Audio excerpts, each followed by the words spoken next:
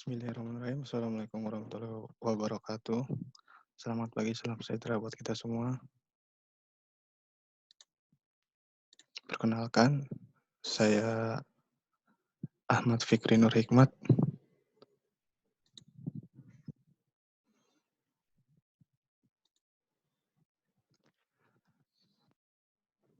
izin mempresentasikan tugas UTS mata kuliah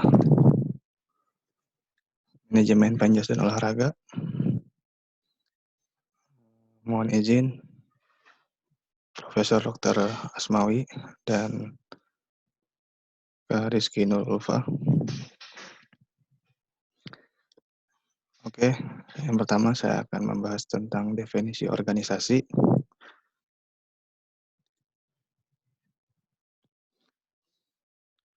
Oke, definisi organisasi menurut Kamus Besar Indonesia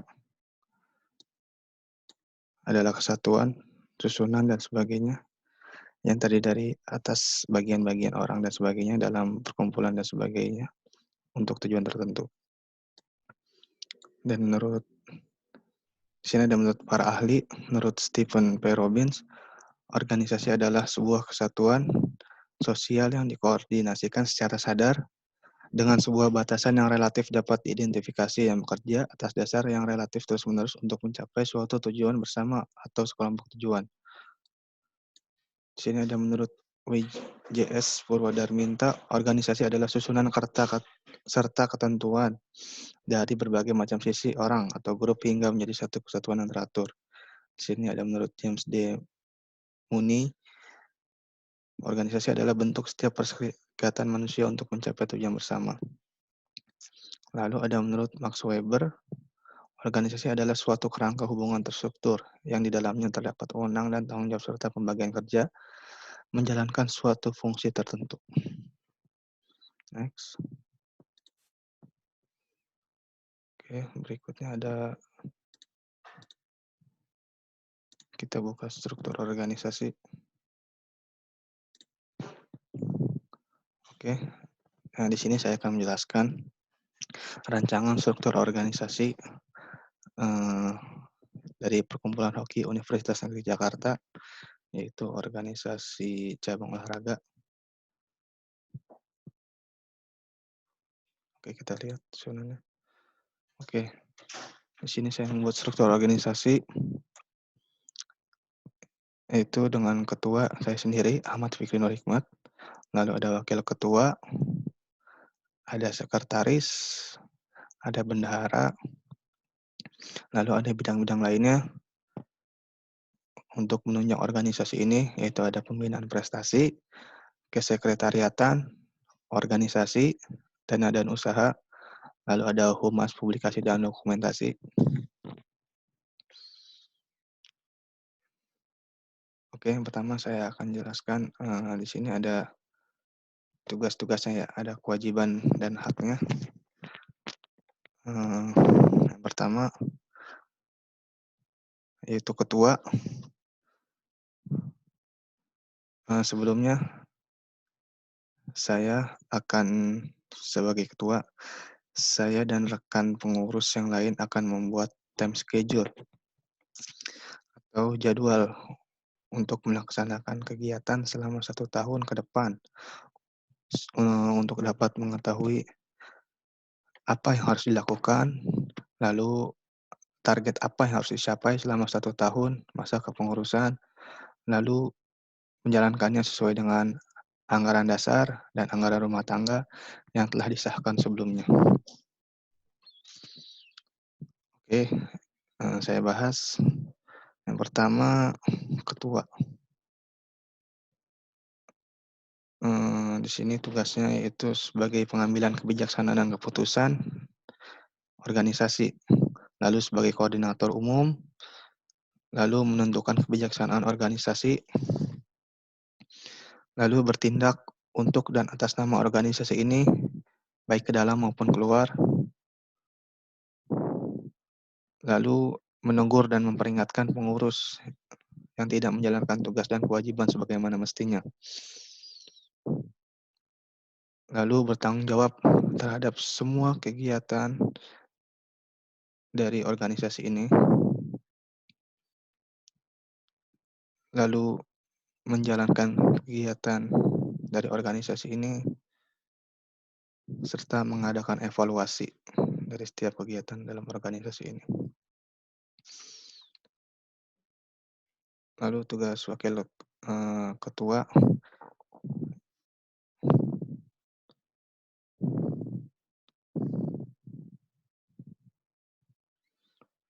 itu kalau wakil ketua itu biasanya mewakilkan ketua jika berhalangan hadir rapat atau berhalangan hadir sebagaimana mestinya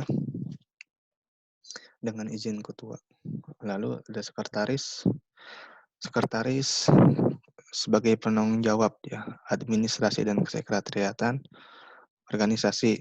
Biasanya sekretaris itu mendata surat masuk dan surat keluar, lalu membuat surat, lalu bersama ketua biasanya menandatangani surat keluar sesuai dengan kebutuhan.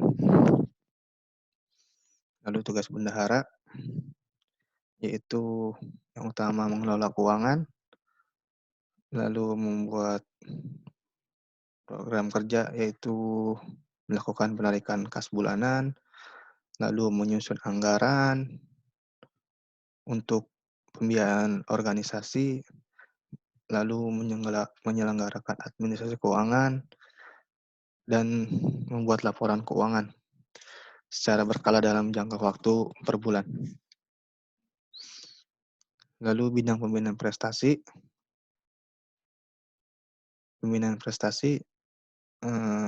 tugasnya itu menyusun dan mengawasi pelaksanaan kegiatan pada bidang pembinaan prestasi, lalu mengawasi dan meninjau pelaksanaan kegiatan tersebut, lalu karena ini organisasinya olahraga, biasanya mengikuti kegiatan kejuaraan, lalu bisa mengadakan kejuaraan, dan mengadakan latihan rutin, serta latihan tambahan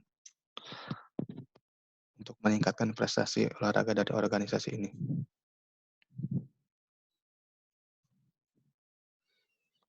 Selanjutnya bidang kesekretariatan. Kesekretariatan tugasnya itu pada umumnya memanage bagian-bagian perlengkapan, peralatan, dan macam-macam sarana prasarana yang dimiliki. Lalu membuat biasanya dan melaksanakan jadwal piket, mendata peralatan inventaris, melakukan pengadaan sarana dan prasarana, dan membuat laporan. Bidang organisasi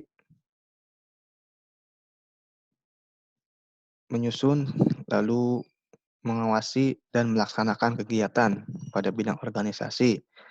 Contohnya, organisasi itu membuat acara seperti acara formal, mengadakan rapat, menghadiri rapat organisasi lain, membuat struktur organisasi, dan mendata para anggota tersebut. Lalu bidang dana usaha. Bidang dana usaha itu membuat usaha-usaha atau ide-ide seperti berjualan merchandise, alat-alat olahraga, dan keperluan lainnya untuk dapat menambah anggaran dari organisasi. Selain itu bisa juga mengajak para sponsor nih untuk bekerja sama dengan organisasi tersebut. Lalu yang terakhir ada humas publikasi dan dokumentasi. Tugasnya itu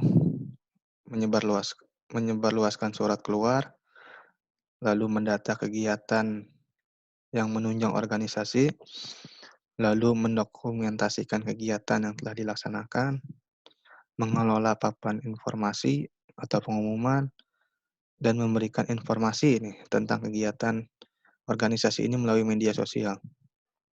Jadi humas dan publikasi dokumentasi ini lebih ke untuk share lah tentang organisasi ini keluar. Lanjut.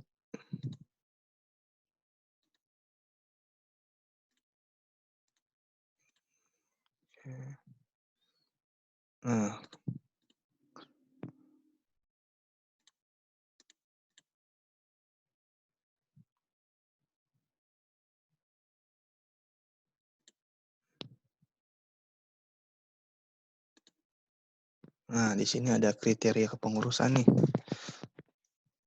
Kalau secara umum kriteria pengurusan ini yang pertama harus bertakwa kepada Tuhan Yang Maha Esa, lalu terdaftar sebagai anggota aktif di perkumpulan hoki UNJ, lalu mengerti tentang organisasi, lalu cinta alma mater, mengerti tentang keolahragaan, minimal duduk pada semester keempat.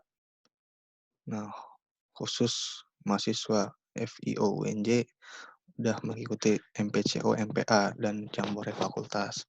Baru boleh jadi pengurus dalam organisasi ini.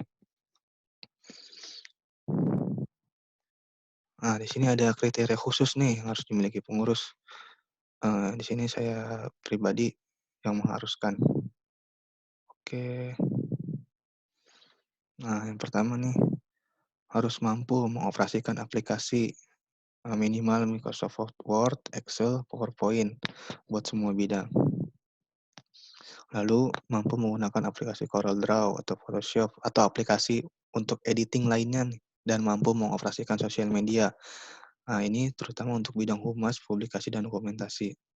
Lalu yang ketiga, kriteria khusus yang harus dimiliki pengurus yaitu memiliki minimal 3 prestasi di kejuaraan untuk bidang pembinaan prestasi. Nah, ini untuk bidang pembinaan prestasi, koordinatornya harus memiliki minimal 3 prestasi di kejuaraan.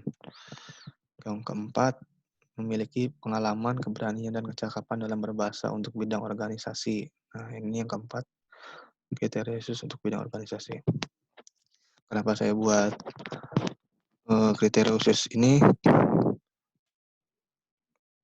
Ini untuk pengurus sendiri agar bisa meningkatkan kemampuannya dan agar bisa menunjang organisasi ini supaya bisa jadi lebih baik.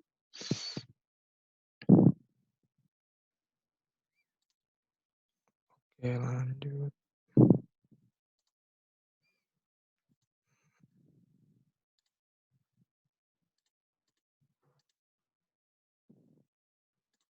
Oke, kita lanjut ke visi dan misi organisasi ini, yaitu visinya menjadi cabang olahraga berprestasi, aktif, inovatif, bertanggung jawab dengan semangat go internasional.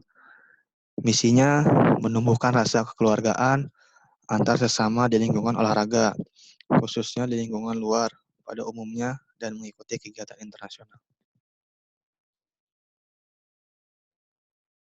Oke, kesimpulannya dari pemaparan ini yaitu yang pertama, pengertian organisasi menurut saya sendiri itu tempat atau wadah bagi orang-orang untuk berkumpul, bekerja sama secara rasional dan sistematis, terencana, terpimpin, dan terkendali dalam memanfaatkan sumber daya seperti uang, material, mesin, metode, lingkungan, sarana prasarana, data, dan lain sebagainya yang digunakan secara efisien dan efektif untuk mencapai tujuan organisasi. Lalu dalam sebuah organisasi harus ada seorang pemimpin atau ketua untuk dapat memanajemen semua apa yang harus dilakukan sesuai dengan visi misi atau tujuan organisasi tersebut, dan sangat memerlukan juga anggota kepengurusan agar dapat memudahkan dan menyelesaikan pekerjaan yang menjadi tujuan organisasi tersebut. Agar organisasi dapat berjalan dengan baik, maka harus ada komunikasi nih yang baik antar sesama elemen yang ada dalam organisasi tersebut, supaya nggak berantakan organisasi tersebut ya, supaya tetap berjalan lurus. Organisasi harus juga menerapkan nilai-nilai yang baik seperti saling pengertian, menghargai, menghormati, jujur, kompak, dan saling peduli supaya organisasi ini berjalan dengan baik dan benar serta tepat pada tujuan yang dicapai. Oke, terima kasih. Kurang lebihnya mohon maaf. Wassalamualaikum warahmatullahi wabarakatuh.